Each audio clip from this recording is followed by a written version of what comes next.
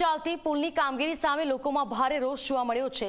આંતલિયા ઉડાજ ગામને જોડતા પુલનું સમારકામ ન થતા લોકો રોષે ભરાયા છે।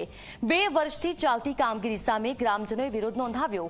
ઉડાજ, જેસિયા સાથે વાગલધરા, બળવાડા આ તમામ ગામના લોકો હવે ચૂંટણી બહિષ્કાર પર ઉતરી આવ્યા છે।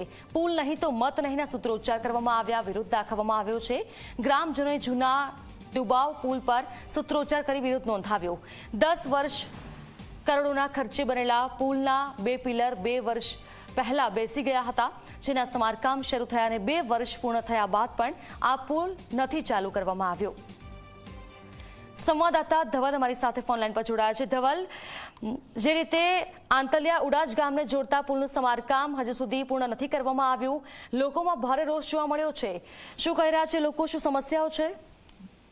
જે પુલ જે છે આંતલિયા અને ઉંડાજને જોડતો પુલ છે, પરંતુ ઉંડાજથી આગળના જે ગામડાઓ છે, જેસિયા, વાગલધરા, વલવાડા, આ ગામડાઓના માટે પણ આ આશીર્વાદરૂપ છે, કારણ કે જે હાઈવેનો મોટો ચક્રાવો છે એ ઘટી જાય છે। મહત્વની વાત છે કે ચોમાસામાં જ્યારે કાવેરીમાં પૂર હોય ત્યારે પણ આ પુલ એકદમ કારગર સાબિત થાય છે, પરંતુ 2 વર્ષ પહેલા જે ઘોડાપૂર હતું કાવેરીમાં, એના કારણે પુલના 2 સ્પાન બેસી ગયા હતા, જે રિપેરિંગ કરવાના હજુ સુધી થયા નથી। તેના કારણે લોકોમાં રોષ છે, જેના કારણે આજે પુલ નહીં તો મત નહીં એ સૂત્ર સાથે લોકોએ ચૂંટણી બહિષ્કારની ચીમકી ઉચ્ચારી છે।